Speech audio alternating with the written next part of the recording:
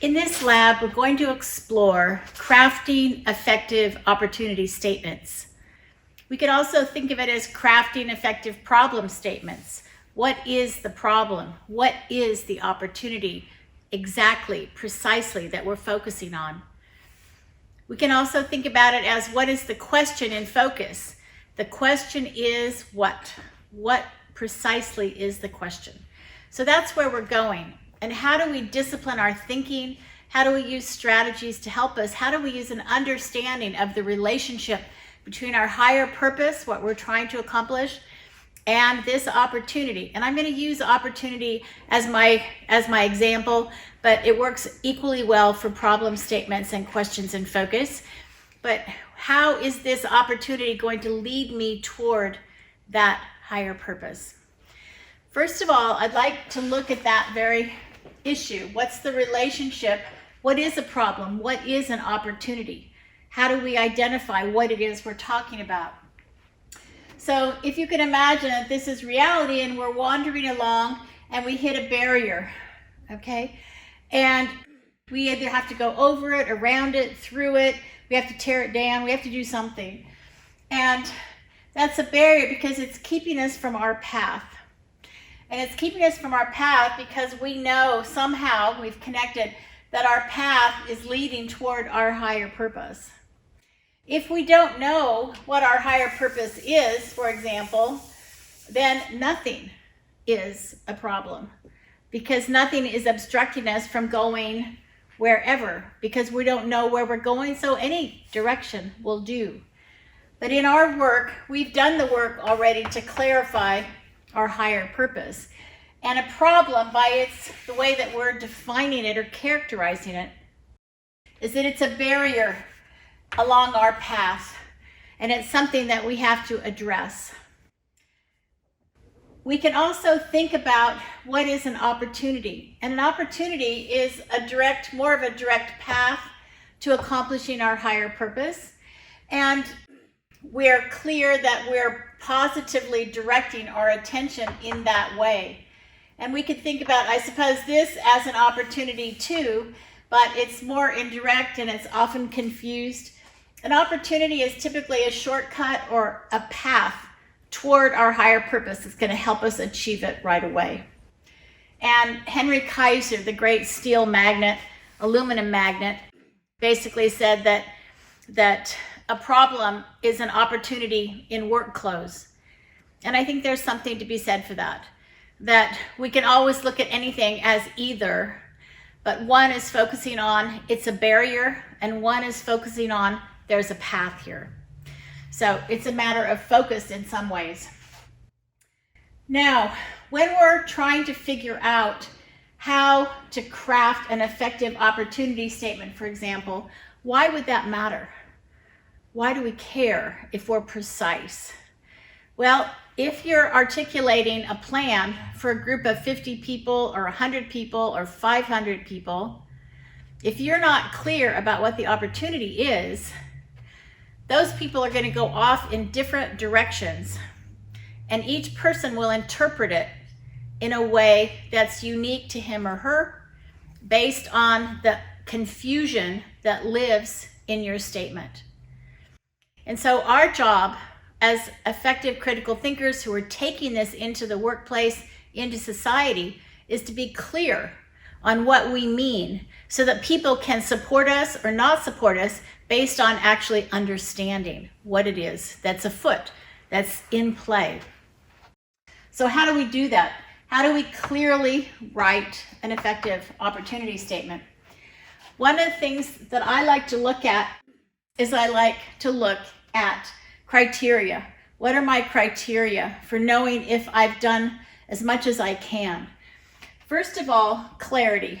And by clarity, what I mean is that in the strategies, I'm going to try to get clear. I'm going to try to use these strategies to be clear. So if I show this to 10 different people and I ask them to tell me back what is the opportunity, that they'll very much be within a tight range of accuracy on understanding how my words have conveyed to them the meaning of the opportunity and the nature of it.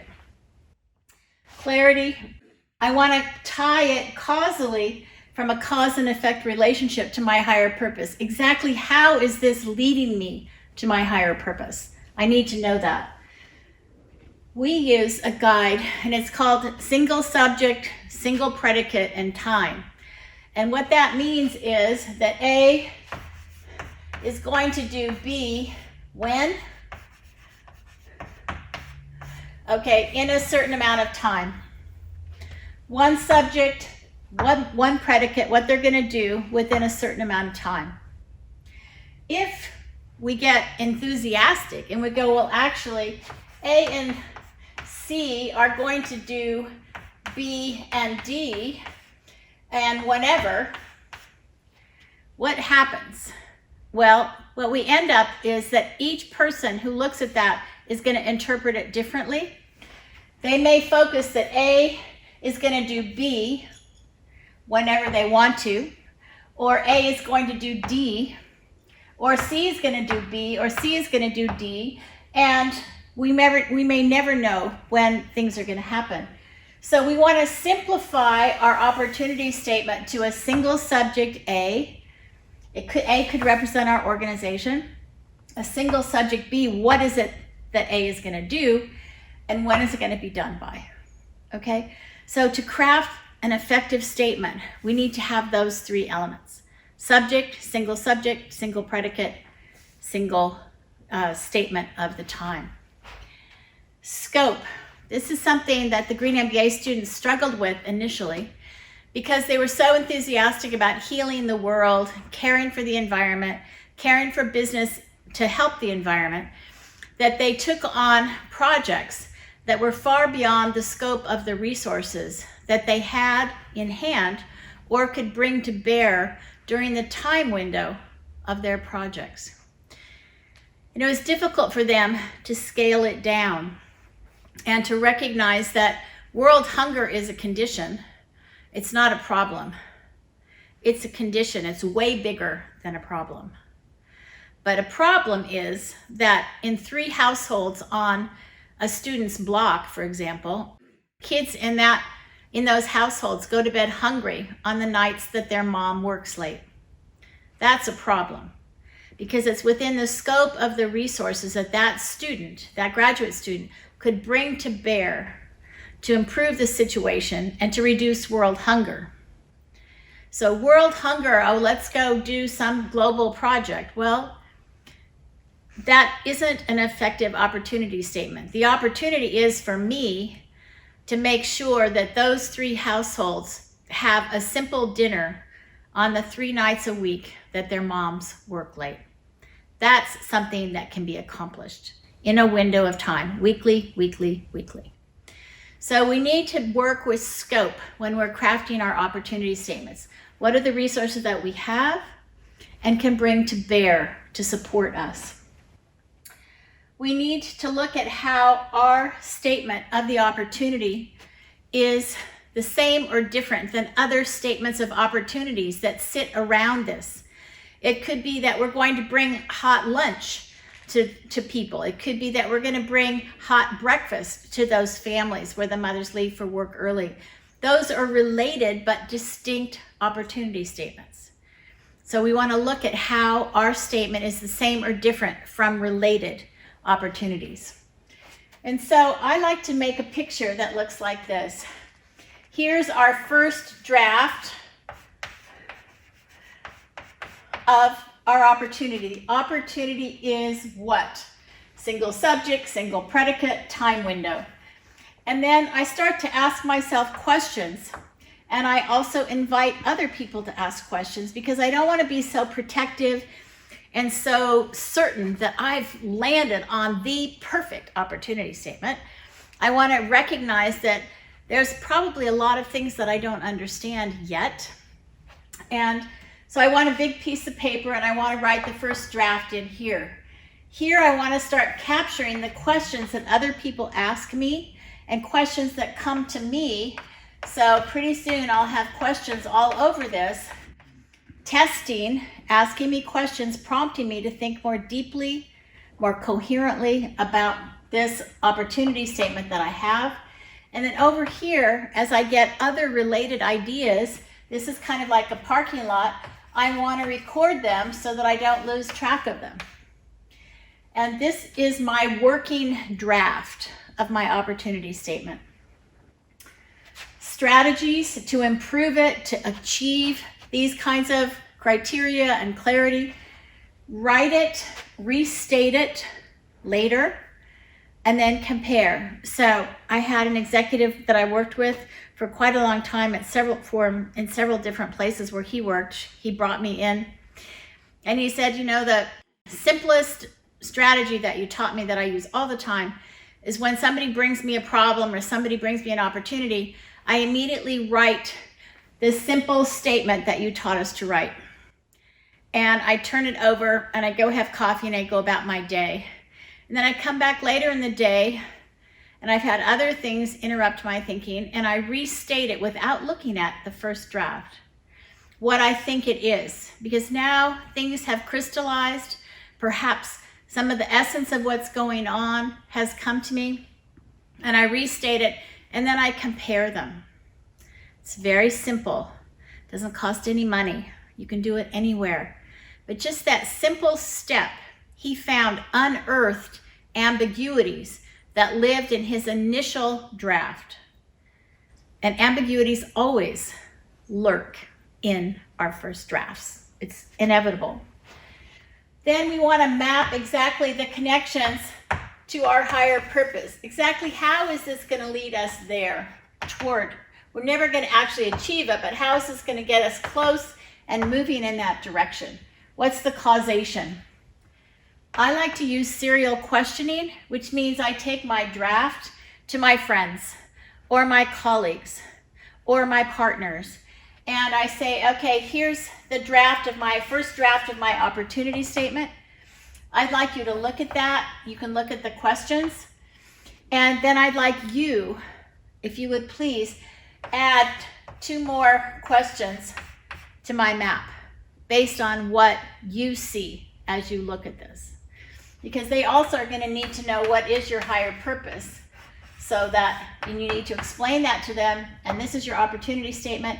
And you want to ask them for 2 more questions. Then you go to another person and you ask the same thing. And so you're gathering questions from people that you know who care about you. And each time you're having to explain this. And as you explain it to them, it becomes more clear, because articulating something verbally helps us clarify it. Because we stumble over our own words until we come upon the words that seem to be making the most sense and seem to be able to convey the ideas most simply. We, at that point, start to identify possible barriers. What's going to get in our way? What's likely to get, where the blockage is going to come? There's no smooth execution in general. Most of the time, it's disrupted and there's barriers that pop up. They could be people, they could be enterprises, they could be resources. All kinds of things can get in the way. But the more you anticipate them, the more you can then refine your opportunity statement to take them into account so you don't get blown out of the water right away. What are examples of what success looks like? If this opportunity turns out to be valid and meaningful and helpful, what does it look like? What is success? What's a day in the life of this opportunity being manifested? Who's doing what? And that starts to anchor you, very crystallized anchor you in the outcomes that you're wanting to begin to focus on. And that will be a tentative way of starting to look forward and imagine into some of the inferences. And we're going to talk about those later. And I like to look at what are the first 3 things that you're going to do. Because this gets you on the ground, just like, in a way, imagining gets you into the future. This gets you on the ground of, okay, so what would I have to do? And that's helpful because it crystallizes our will around what it's going to take to make this happen. So these are the strategies and the criteria that I recommend that we use as we craft our initial draft of our opportunity statements. How does this fit together with what we've done? We've had a funnel. We've started way high with ideals. We've come through with prioritizing our values. We've articulated our professional higher purpose or purposes. We pick one of those purposes and we now write, what is a way, what is an opportunity that I have that can lead me toward that higher purpose? And so in your 3 columns that you have, you're now going to begin to draft opportunity statements with the idea that you'll have a draft opportunity statement in your professional higher purpose, personal higher purpose, and community higher purpose, different opportunities. And I would encourage you to draft several because you're going to pick one in each column that you're going to carry through the rest of the labs. And so choose several, try to work in this process with your colleagues, but spend the rest of the time drafting and crafting and then reviewing and asking for help.